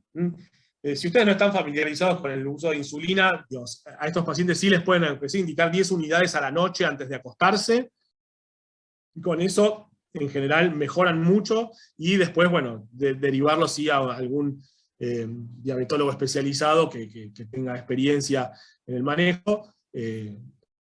Pero, digamos, si el paciente tiene hiperglucemia sintomática y ustedes tienen la posibilidad de aunque sea indicarle 10 unidades de insulina a la noche o 0,1 unidad por kilo de peso, eso va a evitar que el paciente avance hacia una descompensación aguda hasta que un profesional con más experiencia en el tema los pueda empezar a manejar, ¿sí? Respecto a las hipoglucemias, 2 palabras y ya vamos terminando. Es importante revisar, uno, que los pacientes siempre coman adecuadas cantidades de hidratos de carbono, siempre la mitad de las calorías hidratos de carbono. Que no salten comidas, especialmente si toman sulfonilureas, que no salten el almuerzo o la cena. Si van a hacer actividad física muy intensa, que hagan una colación antes. Evitar la ingesta de alcohol, especialmente en pacientes con insulina, porque el alcohol puede generar hipoglucemia, porque inhibe la gluconeogénesis. Si los pacientes tienen muchas hipoglucemias, intentar o reemplazarlos, o los fármacos con hipoglucemias, o suspenderlos y evaluar al paciente. Como habíamos dicho en alguna parte de la charla, también ajustar las metas terapéuticas a la situación clínica del paciente. Es decir, no pretender que un paciente por ahí ya con complicaciones demasiado avanzadas o que tenga alguna enfermedad que limite su enfermedad de vida tenga 6 de hemoglobina glicosilada, porque no le vamos a brindar ningún beneficio y solo le vamos a generar gastos innecesarios de dinero en fármacos, efectos adversos, etc. Y lo último, que los pacientes que se aplican insulina, evaluar los sitios de inyección y cambiarlos cuando aparezcan lipodistrofias, que generalmente son bolitas de grasa que se generan en los puntos donde los pacientes se inyectan, que son bolitas duras de grasa, que no se pinchen en esos sitios. Por lo último, bueno, el seguimiento, como dijimos, cada 3 meses. Si el paciente tiene 2 determinaciones consecutivas de hemoglobina glicosilada dentro de los objetivos, podemos controlarlo cada 6 para que el paciente no se le haga tan pesado, y realmente si está estable no necesitamos verlo más seguido. Y recordar que aumenta la hemoglobina glicosilada el alcoholismo, de las anemias, la esplenectomía, de la hiperbilirrubinemia, la administración de eritropoyetina, hierro, B12 pueden disminuirla, las hepatopatías crónicas, y en la insuficiencia renal avanzada, los valores de hemoglobina glicosilada se hacen un poco inestables y no son útiles no son tan útiles para el seguimiento del paciente. Bueno, con esto concluimos la charla de hoy, y bueno, estoy abierto a sus preguntas. Julián, muchísimas gracias, muy interesante tu charla, realmente muy valiosa. Como dijimos antes, salvo que después vos consideres lo contrario, si alguien quiere agregar, nosotros ya tenemos una serie de preguntas que fueron algunas ya seleccionadas previamente. ¿Ustedes me escuchan bien? ¿Sí? ¿Se escucha bien? Y bueno, te vamos a hacer, tenemos acá 18 preguntas. 18, ¿me escuchan bien? Sí, doctor, clarísimo. Bueno, muy bien. Tenemos 18 preguntas, algunas de las cuales vamos a ver por cuestiones de tiempo, quizás si se reducen, pero bueno, tenemos varias para hacer al doctor Julián González. Quizás si alguna querés extenderte lo puedes hacer, pero quizás si vamos rápido podemos hacer todas. Algunas que nos mandaron, otras que fueron presentando a la gente, otras que nos habían acercado gente que no iba a poder estar hoy ya de antemano. Bueno, en primer lugar, algo sobre dieta. Me preguntan, ¿qué opina el doctor sobre la hoy en día importante o llamémosle, no digo afamada, pero conocida dieta ovo-lácteo vegetariana. Huevo, lácteos y vegetales. Sí. ¿Qué opina de él para los pacientes Bueno, diabéticos? Sí, para los pacientes diabéticos es una dieta totalmente posible. Incluso, digamos, si el paciente tiene la posibilidad de tener un adecuado control y seguimiento por un nutricionista con experiencia en este tipo de dietas, también puede hacer una dieta vegana. Yo en lo personal no recomiendo la dieta vegana, o sea, la dieta vegana estricta por la carencia de vitaminas fundamentalmente y digamos, tiene que ser una dieta muy bien hecha para que el paciente tenga, ¿cómo se llama?, aminoácidos esenciales. La dieta ovo-lacto-vegetariana en general no ofrece ninguna limitación en este aspecto. El huevo y la leche son ricos en todas las vitaminas que los vegetales no nos proveen, así que en ese sentido no hay problema, y tanto el huevo como la leche son ricos en proteínas de alto valor biológico, por lo tanto, digamos, si hay un asesoramiento de un nutricionista que tiene experiencia en el tema, no hay ningún problema. Perfecto, muchas gracias. Segunda pregunta, ¿cuándo comer las frutas en un paciente diabético tipo 2? ¿Antes o después de las comidas principales? No, eso no tiene ninguna relevancia. Digamos, en general se le recomienda al paciente que coma 3 frutas por día, eso que no lo dije en la diapositiva, una con el almuerzo, una con la cena, una como colación en algún momento del día, pero es absolutamente indistinto. Bien. La tercera pregunta, ¿los pacientes diabéticos son los que tienen mayor riesgo con el COVID? Esto se ha visto. ¿Cómo deberían manejarse ellos por su cuenta o qué recomendaciones daría el médico clínico a este tipo de pacientes? Bueno, yo creo que, digamos, a pesar de que en este momento, y voy a hablar del escenario local, ¿no?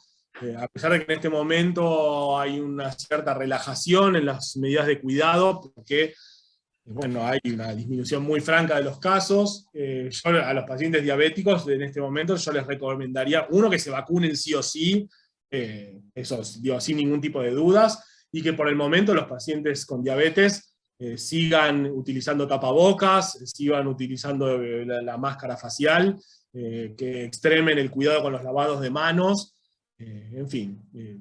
Para ellos claramente la pandemia no terminó, o sea, no terminó para nadie, mucho menos para ellos que son pacientes de muy alto riesgo. Perfecto, gracias.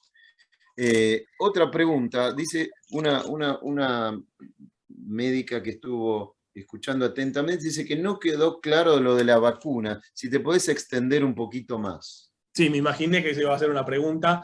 Es decir, por un lado, todos los pacientes adultos deberían tener el calendario de vacunación al día, lo cual implica cada 10 años aplicar la doble de adultos, que es la que cubre contra la difteria y el tétano. Por otro lado, como pacientes de riesgo, tienen que tener la vacunación antigripal, que se da todos los años, y la vacuna antineumocóxica. Antes lo que se recomendaba era darla cada 5 años, la antineumocóxica. Bueno, esa indicación cambió, ahora 2 o 3 años, no recuerdo con exactitud. Entonces, el nuevo esquema recomendado hoy en día para el paciente que está virgen de vacuna antineumocóxica es aplicarle una primera dosis de vacuna 13 valente, que si mal no recuerdo es la Prevenar. Y al año aplicarle la 23 valente, que no me acuerdo la marca. Ese es el esquema que hoy en día se recomienda. Nos puede pasar que tengamos algún paciente que lo vemos por primera vez y que o ya tiene alguna vacuna aplicada. Entonces, si tiene una 13 valente aplicada hace más de un año, hay que repetir esa vacuna 13 valente y al año darle la 23 valente. Si tiene la 13 valente puesta hace menos de un año, le damos o sea, al año le damos la 23 valente, ¿sí?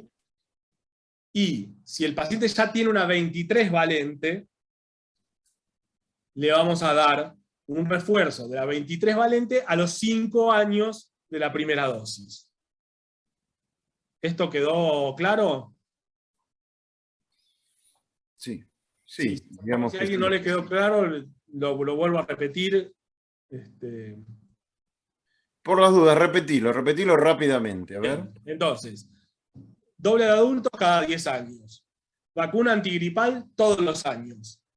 Perdón, me olvidé de repetir. Vacuna para el coronavirus, las indicaciones que actualmente del Ministerio. Hoy en día ya vamos a ir hacia la tercera dosis. O sea, hoy en día todos los diabéticos 3 dosis. Vacuna antineumococo. Esquema recomendado actual para paciente virgen de vacuna, primera dosis 13 valente, al año 23 valente. ¿Sí? La doctora Castucci quiere que te vacunes. ¿Perdón? Por la tendencia. No lo escuché. ¿Me escuchó, loco? No se escuchó bien. No se escuchó con claridad, lamentablemente. Continúa.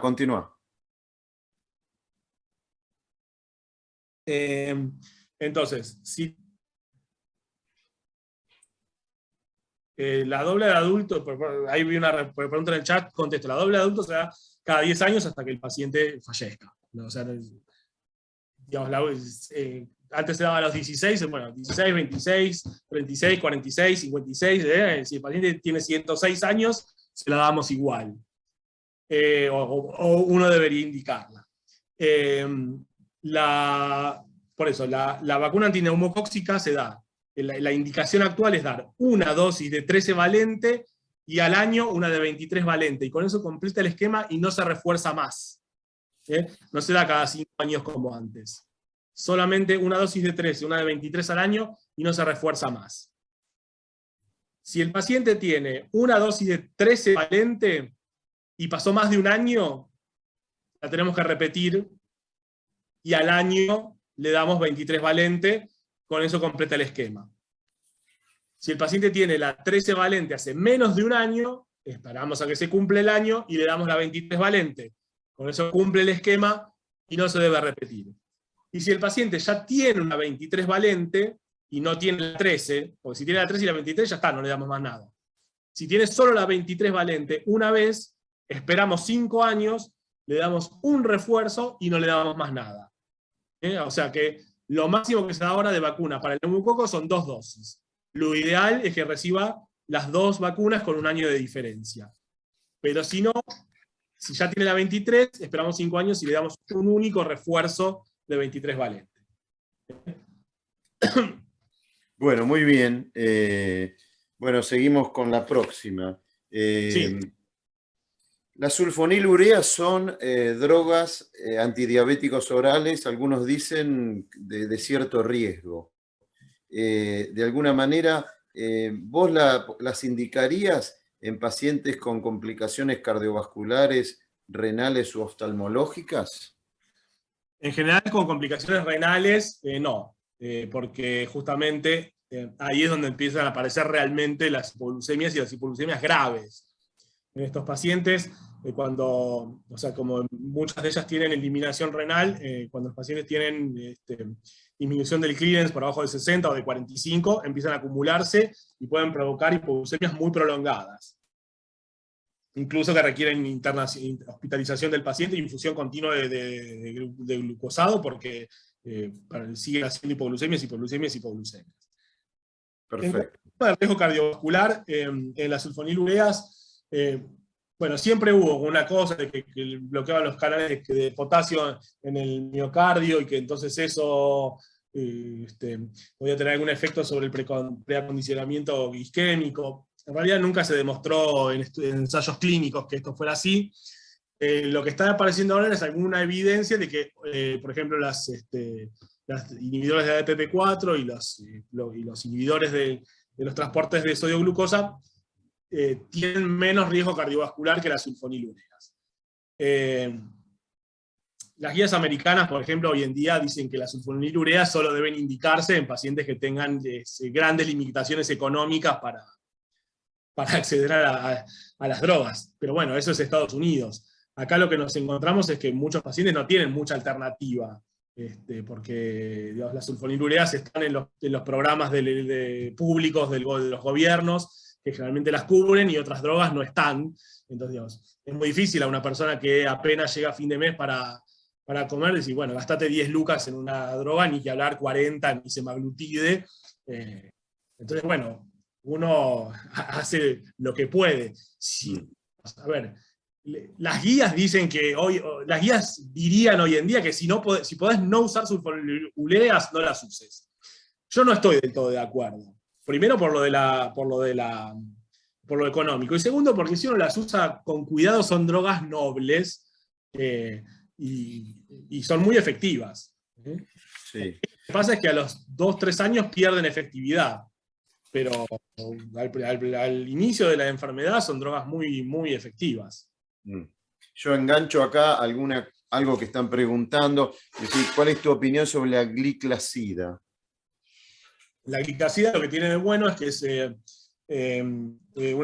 una de las sulfonilureas de vida media más corta, se puede utilizar con un clearance de hasta 30, con mucha precaución, por supuesto, pero tiene esa ventaja, que al ser de vida media corta tiene menos riesgo de hipoglucemia y se puede usar con clearance más bajos.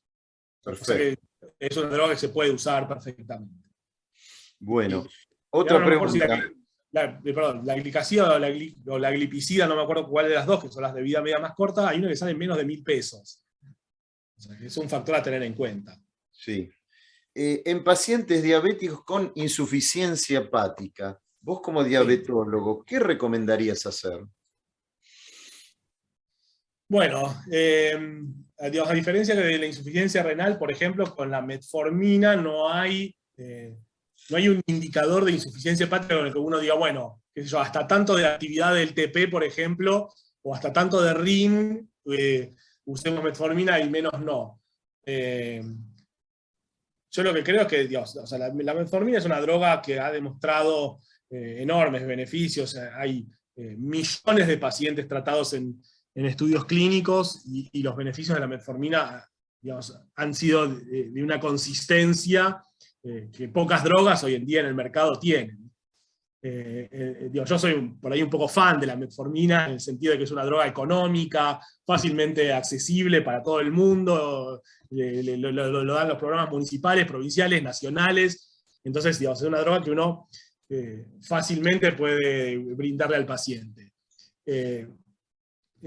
Después depende del paciente, qué sé yo. Si un paciente está en insuficiencia hepática porque es un alcohólico perdido, a ese paciente claramente no le daría metformina, y es más, yo creo que a ese paciente no le daría ningún hipoglucemiante, porque probablemente ni siquiera lo necesite, porque si tiene demasiado avanzada la enfermedad hepática y encima es alcoholista, probablemente tenga más bien hipoglucemias que hiper.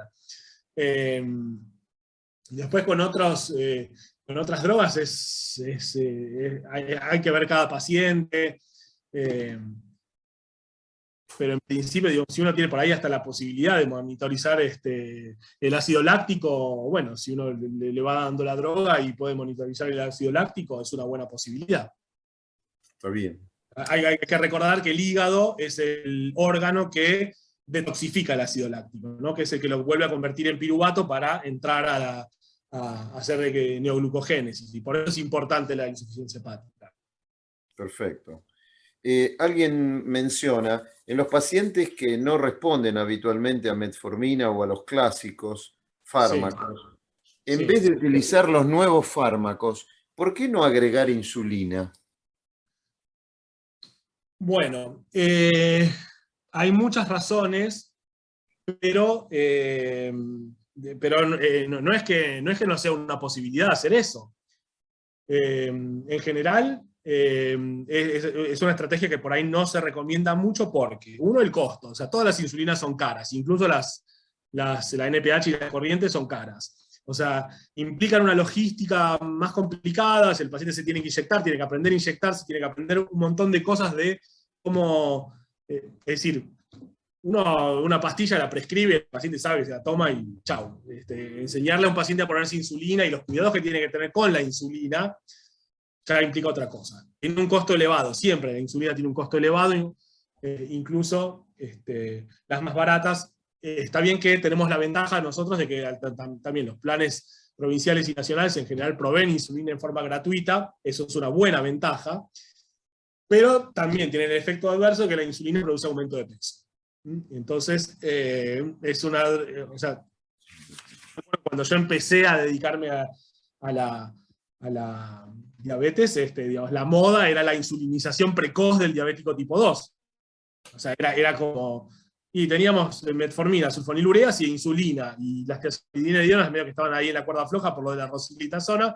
Entonces, en ese momento la cosa era la insulinización precoz.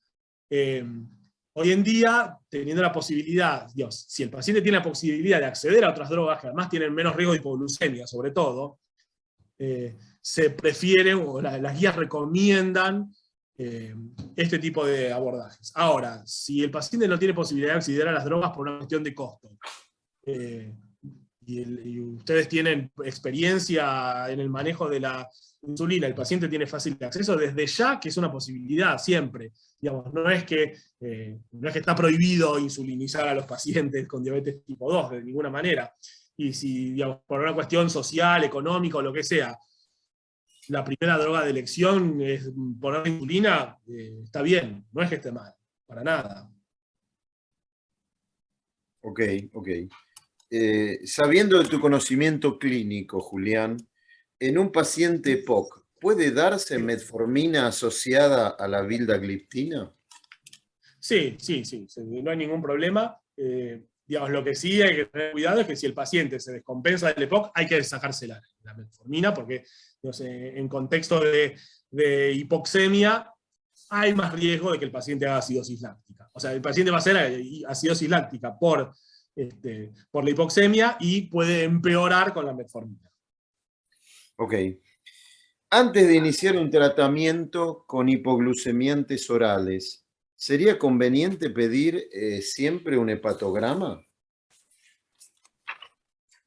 No, de hecho yo no lo hago. Bueno, ok. Y antes de iniciar metformina y tiazolidinedionas, en este caso sí, igual, por ejemplo, tanto la metformina como las tiazolidinedionas, en la esteatosis no alcohólica, o sea, la esteatosis relacionada con la obesidad, estas drogas son beneficiosas. O hay alguna evidencia de que son beneficiosas. Ok. ¿Qué escalón le dejarías vos en tu experiencia a una droga clásica como es la glibenclamida? ¿Qué lugar le dejarías? Bueno, a ver... En la terapéutica actual. Mi experiencia fundamentalmente se dio en el ámbito hospitalario público, con lo cual la enorme mayoría de mis pacientes no tenían acceso a las drogas nuevas, con lo cual yo usé muchísimo glibenclamida, y como les dije, digamos, si uno la usa con cuidado, la usa criteriosamente, es una droga noble, y realmente yo he tenido muy pocas hipoglucemias con glibenclamida. He tenido, no digo que no, pero si uno empieza con dosis bajas y las va titulando y va bien, uno además le explica al paciente el riesgo de hipoglucemia, le explica al paciente que no tiene que saltear comidas, le explica al paciente que tiene que hacer una colación antes de hacer ejercicio, etcétera, etcétera. Si uno toma todas esas precauciones, yo creo que es una droga muy noble que se podría seguir usando. Las guías no la recomiendan más, pero bueno, a veces no tenemos alternativa. Y en esos casos no hay duda de que hay que usarla. Perfecto. Bueno, hay preguntas para drogas puntuales. Vos mencionaste en su momento que se estaba dejando de lado la rosiglitazona. Sí. ¿Vos la recomendarías en pacientes diabéticos? No. Hoy en día no, teniendo la pioglitazona como alternativa, que demostró tener eficacia, seguridad cardiovascular, yo no recomendaría la rosiglitazona. Si bien no quedó completamente demostrado que hubiese un aumento del riesgo cardiovascular, hoy en día ninguna guía recomienda rosiglitazona. Y además, por eso, tenemos la alternativa de la pioglitazona, que es más o menos igual de económica.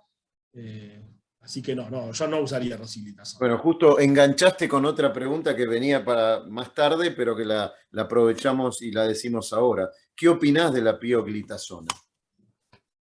Eh, bueno, creo que es una droga eh, que quedó de lado porque nunca hubo demasiado entusiasmo, ¿no? Sí, lo mismo que con el repaglinide, con la repaglinida. Son drogas que no sé, como que nunca se les puso mucho énfasis y entonces que quedaron muy de lado.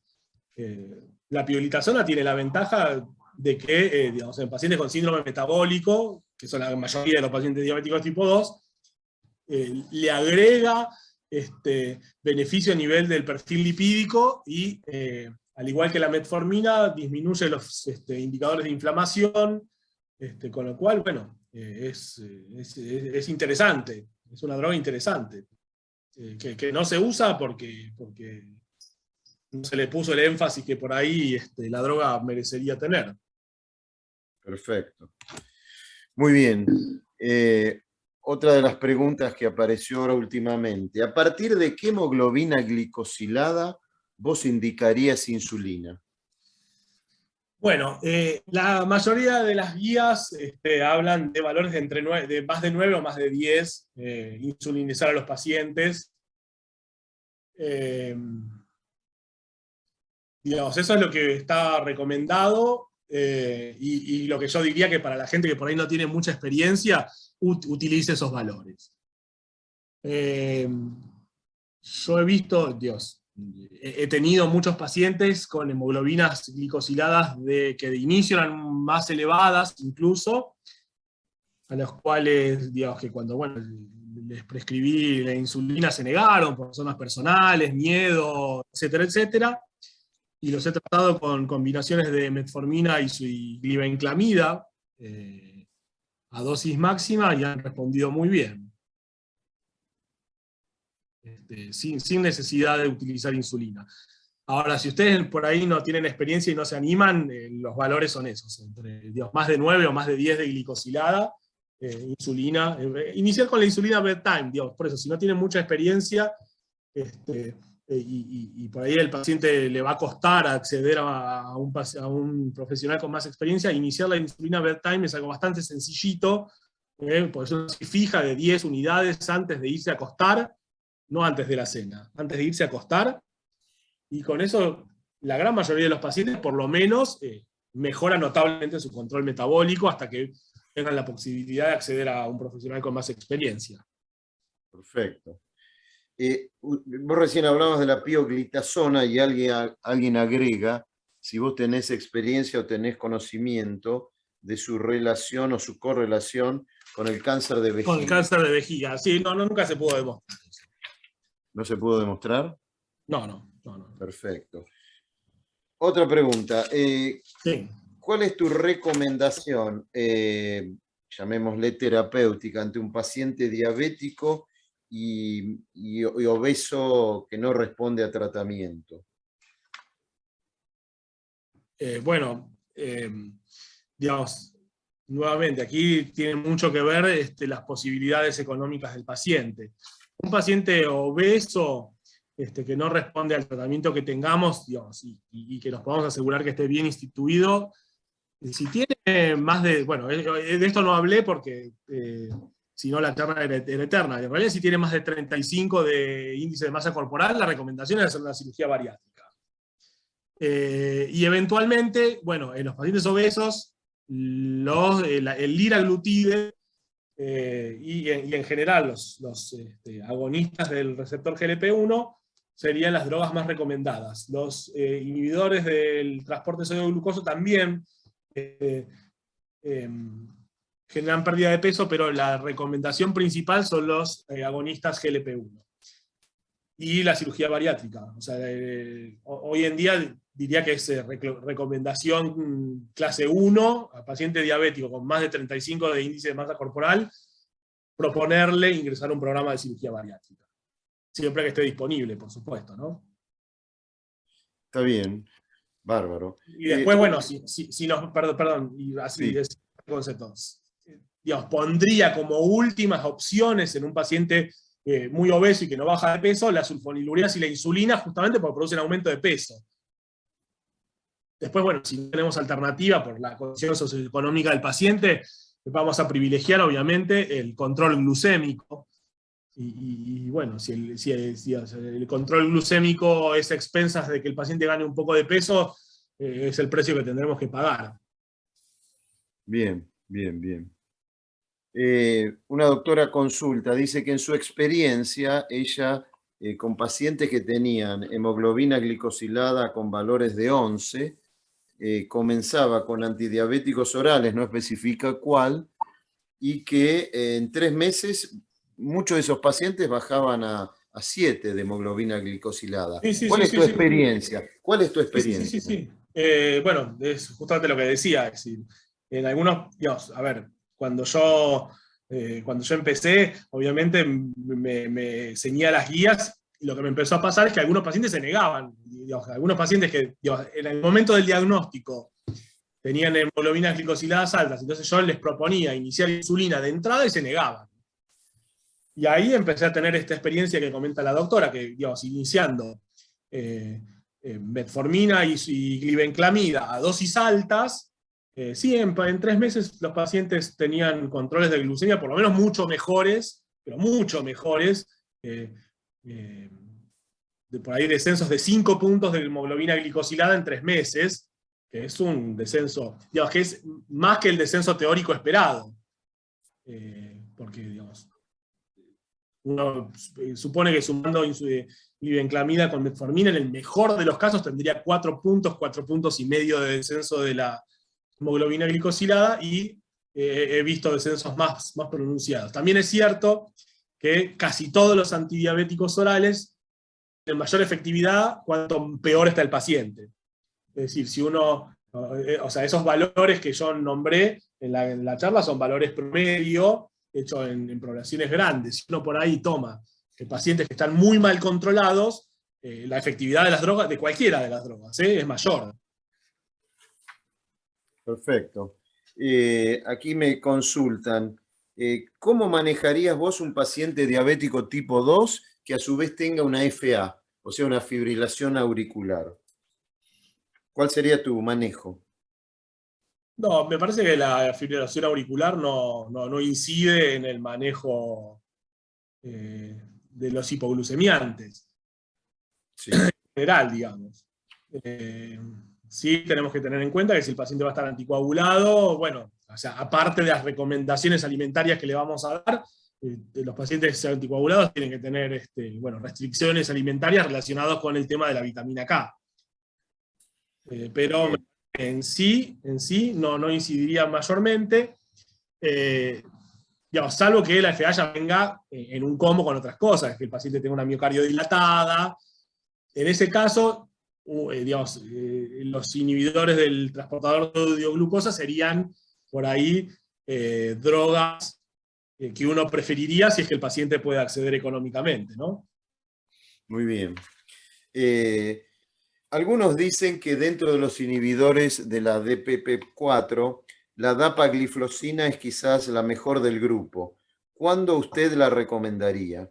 Bueno, la DAPA es inhibidor del transporte sodio-glucosa, no El sodio de glucosa, perdón. bueno, en realidad todavía no está muy claro que alguna de las drogas sea superior a la otra. La primera que tuvo beneficio cardiovascular demostrado fue la empagliflozina, que es la más cara. La dapagliflozina fue la segunda, y la canagliflozina es la que quedó medio cola con todo esto y es la más barata. Lo que se demostró con estas drogas, para redondear el concepto, es que uno, digamos, ejercen un efecto protector a nivel renal, incluso en estadios tempranos de la nefropatía diabética, antes que en el enalapril, por ejemplo, y sobre todo tienen efectos beneficiosos a nivel de la insuficiencia cardíaca. Es decir, que esas serían las dos situaciones donde uno pensaría en estas drogas inicialmente. Después, esto no lo vi mucho escrito, pero lo que yo sí vi en la experiencia es que los inhibidores del transportador sodio-glucosa lo que tienen es que producen una caída de la glucemia muy importante en los primeros días, y después medio como que el paciente se reacomoda un poquito para arriba. Incluso en pacientes que con insulina no lograba controlarlos adecuadamente, me pasó de tener por ahí muestras de alguno de estos glucosúricos, darle al paciente y que pacientes que tenían 300 de glucemia todos los días, de repente tenían 80, y les tenía que bajar las dosis de insulina porque se me descontrolaban. Pero después a las semanas volvían a 180, 200, por ejemplo, entonces había que volver a acomodarles la insulina. Esas son cosas que me han pasado con varios pacientes. Perfecto. Bueno, y las últimas tres que en realidad están asociadas a una sola pregunta porque tiene que ver con la misma molécula, con la metformina. Son Sí. tres preguntas en una, y con esto cerramos porque ya estamos Dale. en hora. Y bueno, y realmente muy interesante tu charla, muy valiosa, muy jugosa, diría alguien. En el caso de la metformina, algunos dicen se está utilizando en pacientes psiquiátricos asociado a psicofármacos. Espera que te hago todas las preguntas en una. Se está utilizando en pacientes psiquiátricos asociado a psicofármacos, si vos estás de acuerdo y está bien. Si en el síndrome endocrino metabólico se está usando metformina, y si en la embarazada está indicada la metformina. Bueno, Tres preguntas en una. muy interesante. Empiezo por la última, que es la que tengo por ahí más, de la que hay más información. Hay un estudio que es el Mirage, donde se demostró que la metformina es por lo menos equivalente a la insulina en cuanto a control metabólico respecto a la insulina, y no demostró tener efectos ni teratogénicos, e incluso ya hay seguimientos a 5 años de los niños nacidos en ese estudio, donde no se demostró que los pacientes tengan, que los niños, que los hijos de las madres con diabetes gestacional tengan efectos adversos mayores. Sí había una pequeña, algunos efectos en algunos tests psicocognitivos, pero que no eran cosas mayores. De cualquier manera, por ahora no está recomendada. Por el momento, la recomendación para la diabetes gestacional sigue siendo la dieta en primer lugar, y en segundo lugar la insulina. Salvo, por ejemplo, en el caso de las pacientes con ovario poliquístico, donde generalmente están tratadas con metformina antes de iniciar la gestación, y donde la metformina de alguna manera ayuda a sostener esa gestación. Entonces, en las pacientes que tomaban metformina antes de iniciar la gestación, se recomienda dejarla. También en las diabéticas tipo 2, que ya tomaban metformina antes de la gestación, se puede dejar. Por ahora lo que no está recomendado es utilizar metformina para la diabetes gestacional en sí. Es decir, sí para diabéticas previas que se embarazan. ¿Se entendió la diferencia? Sí, sí, se entendió. Bueno, la otra parte era utilizarlo en pacientes... Lo de la metformina con los psicofármacos. Eso. A ver, yo entiendo cuál es el razonamiento, digamos, que subyace, que es que muchos psicofármacos, muchos antipsicóticos sobre todo, aumentan el apetito, los pacientes se ponen gordos y se ponen diabéticos, y que entonces utilizan la metformina de alguna manera para paliar ese síndrome metabólico asociado a los psicofármacos. No hay evidencia, no hay estudios clínicos que hayan demostrado concretamente beneficio clínico de esta estrategia, pero es una posibilidad. Yo no lo haría en principio, a menos que el paciente sea diagnosticado con diabetes, pero tampoco podemos decir que está mal. Perdón, la segunda, ¿cómo era? Que ya me olvidé. Y la segunda es en el síndrome endocrino metabólico, si se está utilizando metformina. Bueno, ahí, a ver, los estudios de prevención primaria, es decir, los estudios que han, los ensayos clínicos donde testearon la metformina para prevención de diabetes, es decir, pacientes que todavía no tienen diabetes, se hicieron todos en pacientes con intolerancia a la glucosa. Es decir, nunca se hizo un estudio con síndrome metabólico y metformina. Si la metformina demostró ser beneficiosa para prevenir el desarrollo de diabetes, pero en realidad siempre lo que se demostró es que en pacientes prediabéticos la alimentación saludable y la actividad física son más beneficiosos que la metformina. Algunos colegas utilizan el índice OMA, que no sé si lo escucharon mencionar, HOMA, es un índice de insulinoresistencia, bastante polémico, pero bueno, muchos colegas utilizan el índice OMA para diagnosticar la insulinoresistencia a los pacientes y darles metformina aún no siendo diabéticos. Yo de esa práctica sí estoy completamente en contra, y no la recomiendo, primero porque no está, o sea, el OMA no está validado para hacer un diagnóstico clínico de insulinoresistencia, se usa como un indicador epidemiológico más que nada.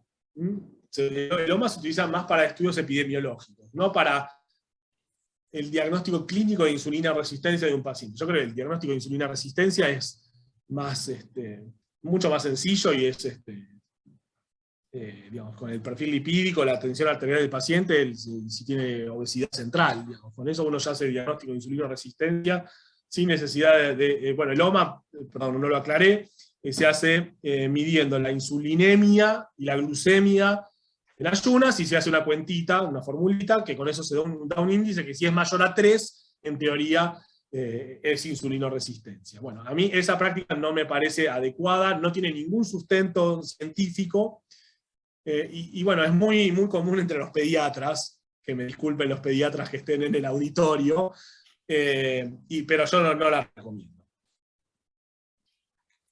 Ok, y bueno, y la última, Sí. Julián, la última, y ya con esto cerramos. Preguntan, en un paciente diabético que haya tenido una ACV, ¿cuál sería tu recomendación terapéutica? Bueno, nuevamente, si habiendo tenido enfermedad cardiovascular, las guías sugerirían que si le tenemos que agregar algún antidiabético a la metformina, le agregaríamos un agonista del receptor GLP-1. Esa sería la indicación por las guías. Obviamente, si el paciente tiene la posibilidad económica de acceder a estas drogas, sería una muy buena opción, porque además lo va a ayudar a bajar de peso, mejorar el perfil lipídico, etc. Por supuesto que esto se tiene que acompañar del tratamiento para el accidente cerebrovascular, antiagregación plaquetaria, estatinas y antihipertensivos. Y ahí en este caso, ¿qué sería la liraglutide, la que vos recomendás? ¿O alguna otra? Bueno, en realidad, sí, el liraglutide sería como el que tiene mejor beneficio, el que ha demostrado más beneficio en los estudios clínicos, pero bueno, las otras drogas se pueden usar lo mismo. Pero el liraglutide es el que más beneficio clínico demostró en los estudios. Perfecto. Bueno, Julián, gracias por todo. La verdad que ha sido excelente tu charla, muy jugosa, como dije antes, muy valiosa. Creo que por tu experiencia podés transmitir bastante conocimiento en este sentido, y creo que tu pedagogía también te ha ayudado. Para nosotros fue realmente un honor contar con tu presencia. Ojalá que en el futuro podamos repetirlo, porque MAR, Laboratorios MAR, como lo hemos dicho, está permanentemente ayudando, está al lado del profesional y pretende que las actualizaciones sean en forma continua. Así que, si querés, despedite del público y nosotros hacemos el cierre. Bueno, les agradezco mucho a todos por estar ahí escuchando. Espero que la charla les haya sido útil, que les haya sido amena y llevadera. Bueno, nuevamente agradecer al laboratorio por permitirme este privilegio de compartir con todos ustedes esto. Y bueno, si en el futuro surge la necesidad, volveremos a hacerlo. Bueno, muchísimas gracias, Julián.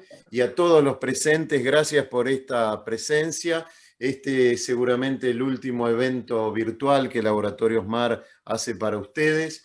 Ustedes han sabido participar de muchos de ellos durante todo el año, de distinto tipo, de distinto nivel. realmente muy ricos todos, y el año próximo seguiremos en esta línea. El laboratorio no solo entrega a la comunidad médica medicamentos de alta calidad, no solo brinda un servicio a través de sus agentes de información médica continua, sino también que estamos al lado del profesional médico y de los profesionales de la salud para acercarles este tipo de charlas realmente útiles, valiosas, que no solo es un intercambio, sino también que es un enriquecimiento para todos nosotros. Sí, valoramos las encuestas que han hecho, las propuestas para futuras charlas. Traten ustedes de, por iniciativa propia, acercarles charlas futuras para el año próximo a los agentes de información científica. Y bueno, nos veremos el año que viene, ojalá con una pandemia en disminución o agotada, y donde tratemos todos de vacunarnos, porque este es el mensaje que está ayudando a toda la población argentina. Vacunarse nos ayuda a todos, somos una comunidad y tratemos de hacerlo. Tratemos de convencer a quienes todavía no lo han hecho. Gracias por todo, felices fiestas y un gran año 2022 para todos. Muchas gracias.